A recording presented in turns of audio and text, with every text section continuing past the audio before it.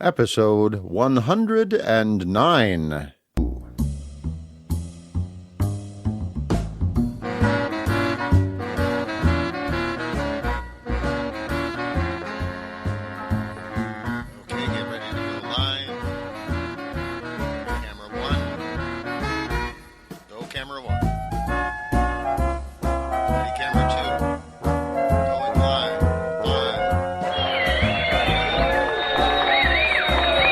Ladies and gentlemen, boys and girls, now, from deep in the darkest forests of northern Minnesota, the show you've waited for.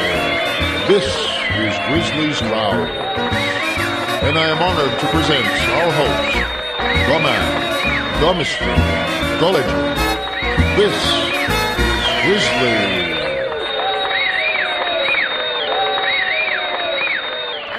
Folks, if you're out there listening, this is Grizzly back again, and in fact, we have Natalie Brown on the line now. Hi. Well, hi to you too. Natalie Brown is in our world anyway, a rather well-known R&B artist. Has done quite a few different things. Let me find my notes here, folks. Highly prepared professional that I am here. Born in Canada, Natalie Brown's passion for music was nurtured from a young age by her involvement in theater. Oh, theater. You did theater too back in the day, eh? Yep. Gospel music, creative writing, local session work, vocalist, writer. Yeah. I used to do theater when I was a kid too. Did you ever think that you might you might have just chosen the other way and just gone on and done stage stuff and everything? Just been an actress? It's funny you say that. That's what I initially wanted to be. My mom and dad are really surprised that I turned to music, and so am I, but it just kind of, I did theater from when I was about 4 or 5, very, very young. I love theater, and I've done it a little bit, but just not so much in recent years. I'd love to do it again, but it just turned out that singing was what bit me the most, or I don't know, I just ended up in that path. I think just because I saw the power that I had immediately, to affect change in people's lives with my voice, just from when I was doing gospel and stuff like that. But yeah, I love theater. I'm sure I'll do it again in the future. Do you still do theater yourself? Yeah, sort of. I'm doing a few of the audio dramas on the interweb, and of course my book readings and whatnot. I do those. I love that. I've listened to a few of them, and they're great. I mean, I don't know if people still do it anymore, but I do remember, like, my parents are from Britain, and they had these old records that were like books on record, and I used to listen to them. I love them. I think it's a really great medium. I wish people would do it more. And with a podcast, it's like the perfect environment to do it. So I think it's great. Oh, sure. Well, there's sites specifically for that. I'm really involved in one of them. Yes. It's called podiabooks.com. Okay. But enough about me. Let's talk about you. What do you think about me? I think you're great, Chris. Yeah, I think you're great. It's supposed to be an interview. I'm just saying. Let's see. We got looking back at your notes about yourself, or unless you had somebody actually write these for you. No, we collaborated on those notes. I see. I don't know. I can never. One of those things I can never do on the interweb. I can never write notes about myself because I feel all self-conscious about it and whatnot. Is that ever? I do too. Part of the game, I guess. Yeah, you kind of have to. You have to. It's weird, eh? But you kind of have to do it. You have to be like self-proclaiming and all that kind of stuff. Yeah, it's like back and forth. It's like, and the one thing I want to be doing more of this, but on the other hand, it's like, well, gee, but then, you want to do the advertising to fund everything, but then if you do the advertising, then you feel kind of uncomfortable about that, and why are people paying for the... It's a weird thing, but you have to find your own happy medium place, where you're comfortable. I think that's really important. Yeah, I think you do. Now, you had the album that was back in 2000. That was the first one, yes. Let the Candle Burn album. Yep. And I actually have a whole stack of your music stacked up here in case I get totally tongue-tied and can't think of anything else to say. And that one, now they had the Christmas album. Of course, the Christmas album was a Christmas album. And then you had the new album, which is just came out to January, wasn't it? January 30th this year? Yeah, January 30th, Random Thoughts, yes. Okay, so it's the new one. What do you think has changed between back in the day, back when you were just a youngster doing Let the Candle Burn? Up? No, I mean, a lot has changed. I mean, it was, 7 years between releasing original albums, and so much life happened, and so many, having been introduced to music doing the MP3 basically. I mean, I got my start on the web in 97 and, things have changed so dramatically. And I think just the whole experience of the music business has changed. It's completely not the same as it was. So I went through a lot of things, a lot of adventures. But I think musically, I just became more sure in myself as you get older. I think that tends to happen. And I sort of figured out what I wanted to do more. Especially when you're young, people really want to, and I was really lucky. I never had people telling me how to be as an artist, but I didn't really know. I had all these great inspirations for my artistry, but I think I was still finding my voice, and I think now I've found my own voice, in writing and singing and how I deliver and my process, so I think the biggest change would just be the maturity, I guess. I'm hoping that's a good thing, Yeah, I think with time, and if you think your writing has changed as far as your perspective totally changes. When you're 17, 18, you're living a different life, and your relationships are different, and your whole way of expression is different. I think as you go through things, inevitably as you grow up, you go through good and bad experiences that shape your view, and obviously for someone who uses words, they're going to shape how I use words. I think I've developed sort of two different strains of writing too, because I write a lot for film and TV, so it's kind of a different demand that's placed on me for that than when I do my solo stuff. I would still say I'm still introspective. I do use for my life. I think this time though, when Jeremy and I sat down to actually write the album, I had written a whole other album called Polyphony before that, and it just didn't resonate with me by the time it was thinking about releasing. And then we sat down and I wrote again, because a lot of things had changed, and I needed to reflect what was going on. But this time I actually did delve more into the imagination. Not everything is so personal. The Candle Burn was an extremely, extremely personal album. This one is, everything I do, it's personal, but it's not so like let me rip open my veins and bleed for the world kind of thing. So that was a neat exercise for me. I had to learn how to do that, actually, because songwriting has always been a sort of form of therapy for me ever since I was really little. I mean, I can remember being 5, sitting in my little window, and I would sing, I as most people do. I had some struggles growing up, and it was just really therapeutic to get it out in words and melody. So yeah, it's just neat to watch the process evolve over the years. So you might say that the Let the Candle Burn album was more your Alanis Morissette moment, and the Random Thoughts one is more of a working professional album then.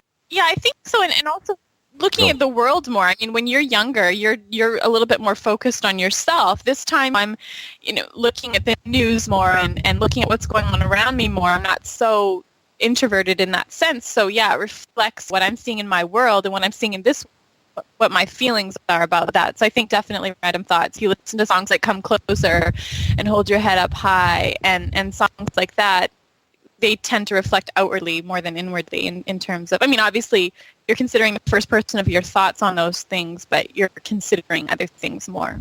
Okay. Now, what would you say is because I'm going to give us a brief break here and play one of the tunes. What would you say would be the most representative song from the first album, from Let the Candle Burn, so we can see the contrast there? Of course, there's the title tune. Yeah, there is the title song. I don't, that one stuff. I think the most favorite song would have been "You Make Me Feel." The most representative song is probably one of the more depressing songs. Like, I don't know, like "Locked in the Shadows." That was the first song that was done for the album. It's quite a depressing song, but that sort of just summed up my whole place in that album where I was. So, but the fan favorite was "You Make Me Feel," which is good because that was a happier song. Okay, well, why don't we do that one? I mean, I don't want to bring you down or anything. No, it's okay. This is supposed to be fun. Right. Okay. Well, yeah, no, that's fine. Play whichever one you feel you want to play. But yeah, Locked in the Shadows is where I was. Definitely. That album. I was locked in the shadows, but now you make me feel. Yeah, now I'm not. Now I'm really happy, so that's good. Okay, so let's listen to You Make Me Feel from Natalie Brown.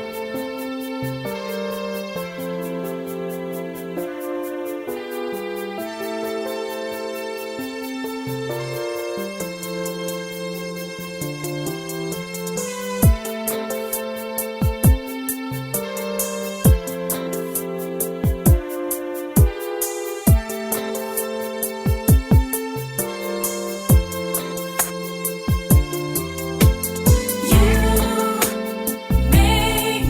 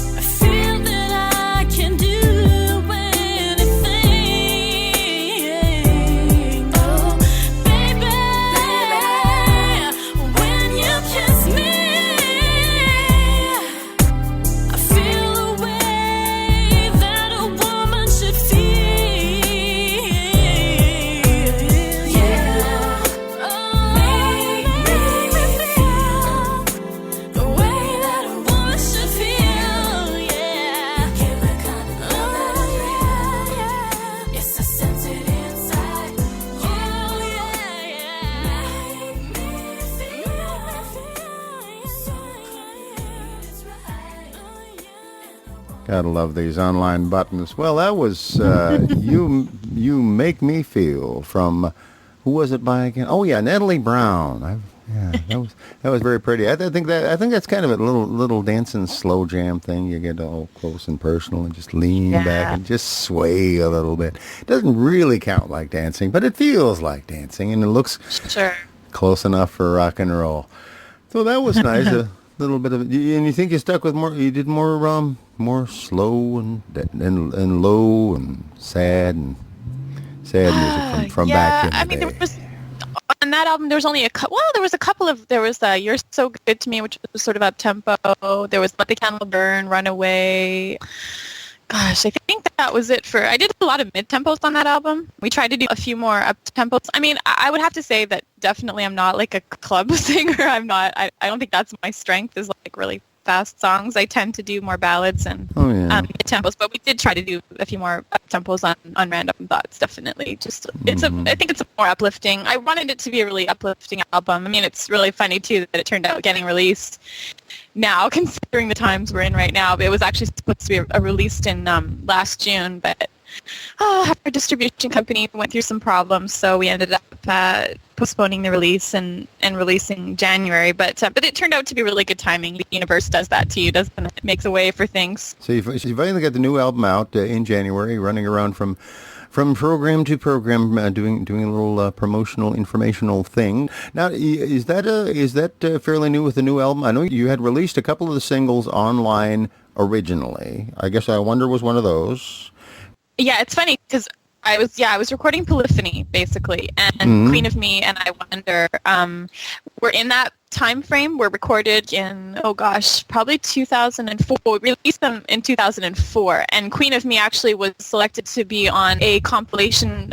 Was released by Avex Japan in 2004, and then I just was writing for film and TV again, and then I kind of revisited the writing process for my solo stuff a little later, and then out of that, Random Thoughts was born. And basically it's called Random Thoughts because I just usually like to have a theme for my album, but this time it didn't really seem like a theme, and I remember Jeremy and I were talking about it, and I was like, oh God, I don't know what to call this album. I said, it's just a bunch of my random thoughts, and he's like, well, why don't you call it that? Yeah, it's another one. Well, I don't want to be suggesting titles until you got the whole thing put together and everything. Yeah. That would kind of, dang, I wish I thought of that. But, yeah, oh God. Well, I was about to. Well, I don't normally cuss on my show. I was about to say something, and I won't use that word. Anyway. You get there. Now, so I, originally when I read about it, I thought Polyphony was one that, but basically you just ended up choosing the other title. But this is like basically a whole different concept for the album, was the Random Thoughts thing. Polyphony still may see the light of day one day. Maybe. I don't know. I have to see. I was in a different place when I wrote it, and by the time it came time when I, said, okay, let's talk about releasing another solo album, I don't know, it just, the whole thing, it was more of a theme album, and it didn't resonate with me. Like, I've been really into that lately, like this whole, how does it make me feel in my resonation, my internal resonation, and I just, I didn't want to release that album, so it was back to the drawing board basically. But there was still a couple of those songs because I Wonder, and I didn't actually we had a big discussion about putting I Wonder and Queen of Me on this album because they were even recorded in a different facility and whatnot, so the sound was a little different, but people loved them so much, and I had gotten people saying, why isn't I Wonder on iTunes, why isn't Queen of Me was on iTunes because of Avex, but I Wonder wasn't, and I didn't actually I just kind of put it out there. I didn't think that people would connect with it as much as they did. So, when I said to Jeremy, I was like, well, maybe we should consider it, because I've had like a stack of emails of people saying, I want to buy I Wonder. I'm like, I'm giving it for free. Sign up for my mailing list and you get it for free, But they really wanted to support the song. So I thought, okay, I'll put it on there. So yeah, that's how I Wonder and Queen of Me ended up just being. And Queen of Me has a slightly different treatment on this release, so it's a little different than the Avex version. Okay. So, yeah. Okay. Yeah. I have to admit that I, just off the top of my head, I'd have to say I Wonder is probably my favorite tune on the album, but that's okay if you don't think. No, I love it. I love people telling me what their favorite song is. I mean, when someone says, "Oh, tell me your favorite song off this album," it's like trying to choose a favorite child. It's very difficult. They're all parts of me, right? But I love to hear, what other people, what's resonating with them. I think that's great.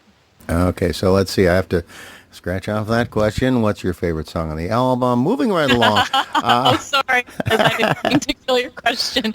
That's, You know my answer. That's one They're of all these. my babies. They're all my babies. Yeah, that's kind of the softball question, you know. Well, that's one everybody's going to ask. I'm just Yeah, saying. I do. I do get that question pretty much in every interview. But yeah, it's hard. It would depend on my mood on the day, I guess. You know, I mean, really, because they're all. It's like, you know, they're all fragments of myself a little bit, you know, or my experience. So they all resonate in some way with me, or else I wouldn't put them on the album. I mean, that's one thing for me is, as an independent artist, I don't get forced to put some crap on the album that I don't want to. They're all what I want to put on there. So, you know, that's one of the beauties of being independent. So yeah, they're all just out there. They're all little bits of my soul floating around there, hoping to connect with some of their soul. That's really how I see my songs. Okay. Well, since we can't ask that question, what would you say would be the most representative song for the album? For what you were trying to accomplish with the album, you know, because I think it's a beautiful day. I mean, which is really cool because it's really resonated with a lot of people, and people have been really actually on Twitter really connecting with that song a lot. So yeah, I think it's a beautiful day. It's just it's about looking forward. It's about living in the now. It's about, you know, understanding the power we have within self, and just enjoying things. We forget, we're so in this commercial, materialistic world that we forget that there's that tree right outside our house or whatever. That's a beautiful thing that we should appreciate. That's free. That's, you know, I don't know, just small things, little things. Just, you know, taking life, you know, at your own pace. Those kind of things. Just enjoying this journey that is life. So I think that would be probably the most representative of the crux of the entire album. Okay. Unfortunately, that was the one that I don't have in my little stack of Oh, things. you don't? Oh, okay. I don't know why. That was in there. Wasn't there somewhere? Yeah, it was in the album zip. I think, did we send you an album zip? Did you get one? Well, anyway, you save that. Didn't think to ask. Oh, okay. Well, that's fine. We'll get it to you. Don't worry. And then you have a beautiful day. But other than that, you know, fans are really enjoying your Mysterious, Hold Your Head Up High, Around the World. People really love, and that's just a really fun song. You know, it's a fun pop song. Okay. So yeah, those are other songs. I mean, it's neat because I like that, you know, pretty much all the songs are connecting with people, which is really nice to have on an album. You know, some people there's like a couple songs, but depending on who the people are and where they are in their lives, they're connecting with each and every one of them. So yeah, so those are the other songs that are sort of leaping out at me in terms of what's being blipped or tweeted about and whatnot. Okay, well, why don't we play? Well, I don't know. I've got Around the World. I've got Hold Your Head Up High. Which one do you think? Let's do Around the World. That's just a fun song. Summertime. Okay. Let's do it. We'll do that one. I don't know. I didn't know there was such thing as an album zip. I'm not used to this whole big celebrity online radio dude thing yet. So it's okay. We'll school you on it. We'll make sure you're learned by the time we're done. Okay. Well, let's do Around the World with Natalie Brown.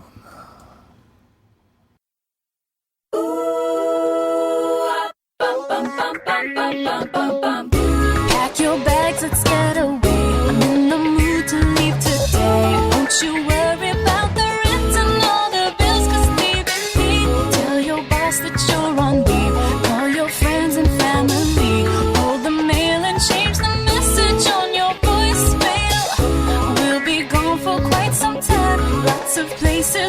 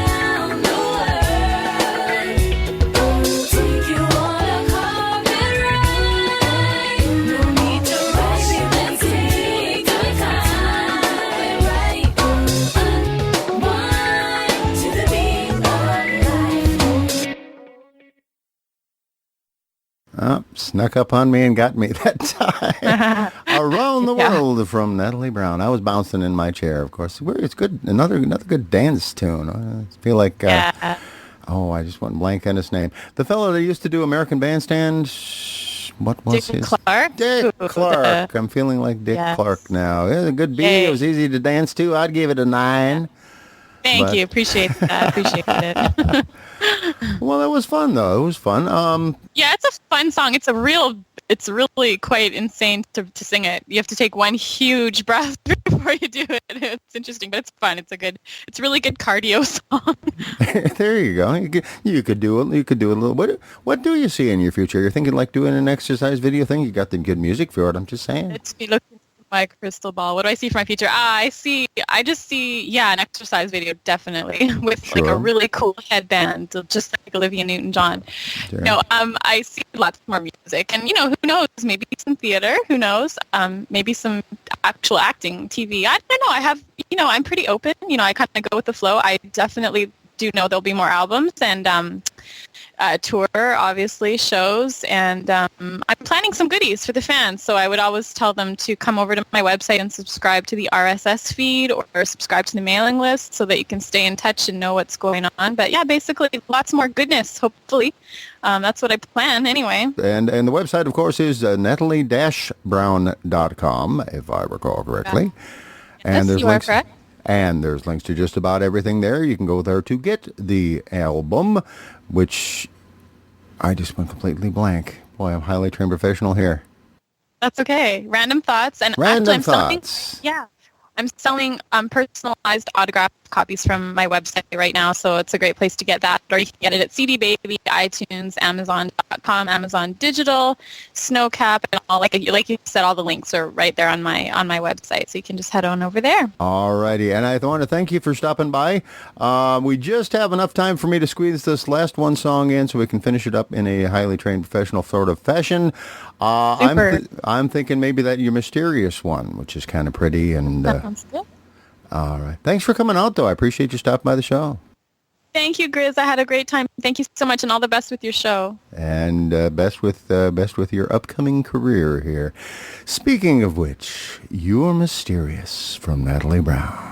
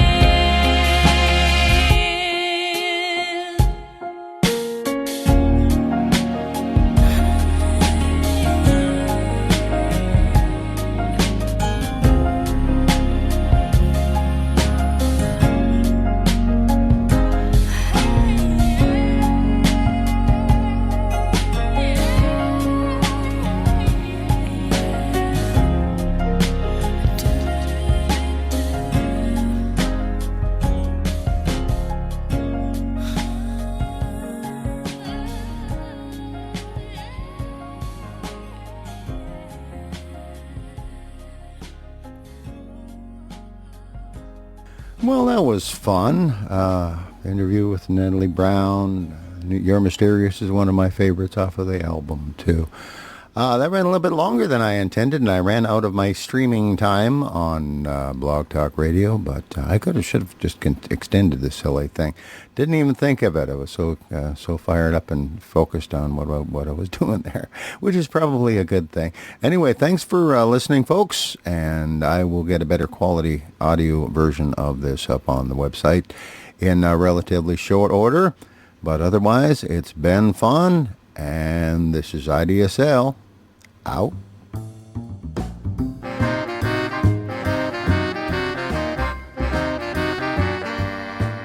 Thank you for listening to Grizzly's Growls, the life and times of a minor local celebrity.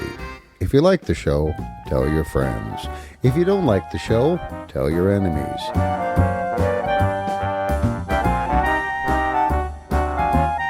Leave an email, audio, or video comment on the website at grizzliesgrowls.com. This show was provided under a Creative Commons Attribution, Non-Commercial, No Derivatives license. Talk at you later.